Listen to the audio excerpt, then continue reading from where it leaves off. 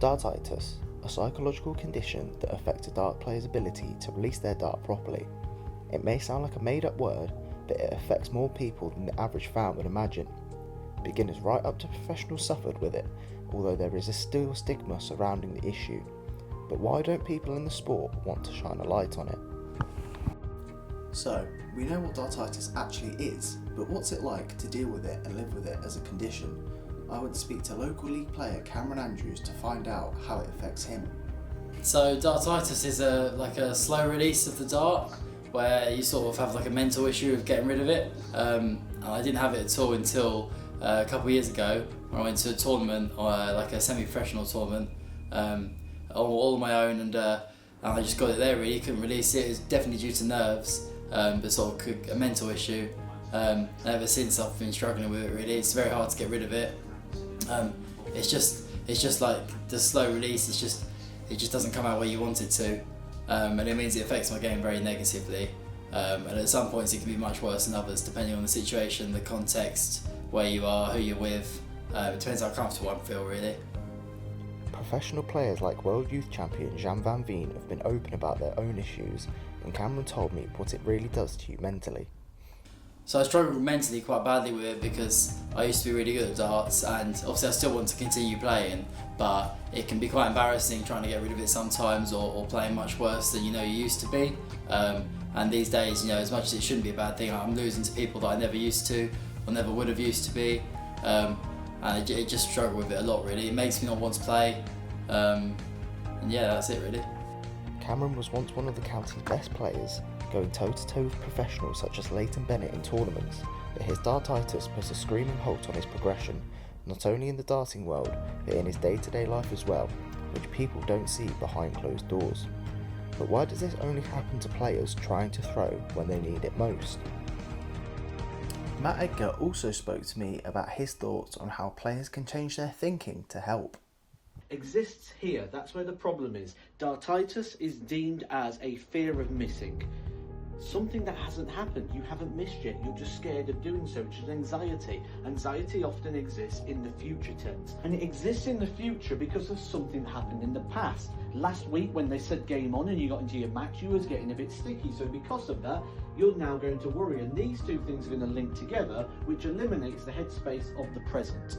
Now, the reason all of those advices and all those tips that are given out don't work is purely because they exist here.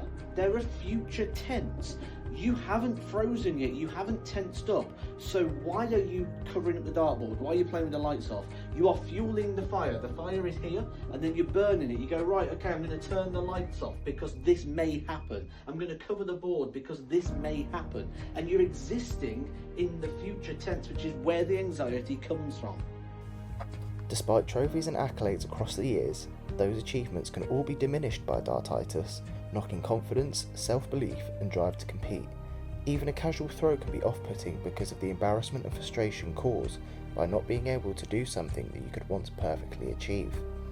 Dan Paul is a darts coach who suffered with the condition himself, and he explained why it takes so long for players to recover from the cruel condition.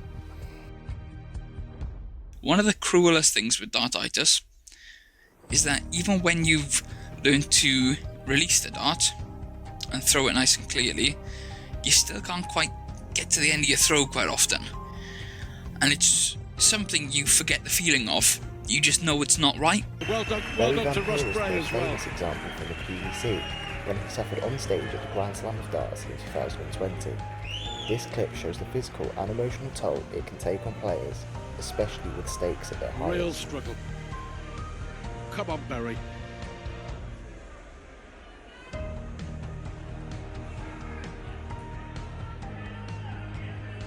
Million tears. Real shame to see.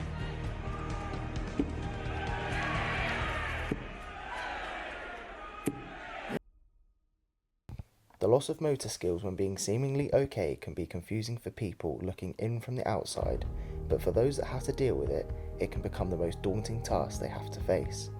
But it's not all doom and gloom, as ways to deal with it have slowly increased in recent times, ranging from physical treatments like acupuncture to therapy treatments and tricks to play on your mind, with Cameron explaining ways he's managed to treat it himself. So there's many ways that you're meant to be able to maybe get rid of it, but in my experience it's really hard to get rid of it no matter what you try. There's a professional called Kevin Doitz who had a acupuncture on his arm, which I know was successful, and he's on the Pro Tour now, so it shows that it can be sort of overcome. But for most people that I've seen that have had it, or myself, it's very hard to get rid of it. You can try certain things like throwing in the dark for a while, or I've even heard like throwing from closer, or throwing darts into a bin instead of a board, just to sort of trick your brain. And for me that's always works. I can throw darts fine if it's anywhere but a dartboard, but when it comes to throwing a dartball from the same length as you're meant to be playing people from, it then becomes a real struggle. The best I've had of getting over it is just taking a big break from darts for 4 or 5 months, not really throwing any darts. But again, I've still got it a little bit, and it just makes it really hard, really. Matt Edgar also spoke to me about his thoughts on how players can change their thinking to help. Because the second you take your darts out the board, you can no longer affect the game. So you need to do something with the active thoughts. You need to do something with the active brain. So the conscious thoughts are now going to be, get the yellow flight in the middle, make sure the stems are back, it's my turn to throw again. It doesn't only affect the person that has it, but it can also affect the people around them, such as their friends and family that they spend valued time with. The social impact it can have can't be understated. Cameron has missed out on spending time with his friends, important competitions, and making memories that would last a lifetime, which hasn't gone unnoticed by best friend Harrison Peters. You know, it's a cruel illness for him, obviously, and it's definitely taken a toll on his mental health. The fact that he hasn't been able to play darts, which he's been doing for his, whole uni experience so far.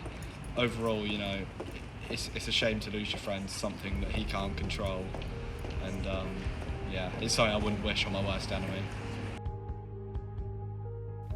Medals and trophies may show success, but they can also be a stark reminder of the personal struggles that can be involved, tainting players' memories and experiences of what was once the game that they loved. Dan Paul explained how his personal experience changed his perception. It's a horrible, horrible thing to have to deal with dartitis, and it's never nice watching someone in a pub or a club with dartitis, especially not on TV. I remember when I first started to battle it, I had a really big game,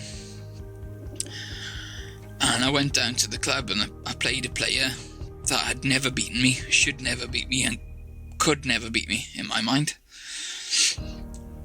And I still beat him on the scoring, despite really struggling to let the darts go. And then when he came to seeing the game off, I couldn't let the dart go at all. While social events aren't off the table fully, the enjoyment of them can be completely undermined by the stress of the condition, even when it's something simple, with Harrison understanding the difficulties this can bring to his mate Cam. Going from a national finalist to somebody who's not even able to attend events anymore, it must be tough for him, and it's definitely tough on the rest of the team because, they're missing one of their best players. He was the A-team captain, and now he's I don't even know how to put it. He's just, it must be really tough on him not being able to attend any events anymore, especially after, his whole social groups in the society. Dartitis doesn't just have an effect on someone's psychological and physical health, it also takes a toll on their social life. Cameron is a supporter of Tottenham Hotspur, but he explained to me how he can't enjoy things like going to the football anymore because of the pressure of dartitis. So as much as it's only throwing darts at a dartboard, it has meant that my final year of university studies have become a lot less social than my first and second, because first and second year I was captain of the A-team of darts and playing darts 1 to 3 times a week. I'd go to the matches on a Wednesday, we'd have a social afterwards, we'd have like a training session on the Monday or Tuesday, and that'd be good fun. Whereas due to the embarrassment and just the sort of pain of trying to release them, I've not been going much this year at all. So it's meant that I've really just lost that social aspect, where at uni I basically built up mainly just, my core friendship group at uni was the Dart Society. As much as I've still got that, I've done it less this year. It's clear to see the effect the condition can have. It takes no prisoners and doesn't discriminate. However, the more people talk about it, the easier it will be to take the stigma away from something that quietly kills people's abilities within the sport.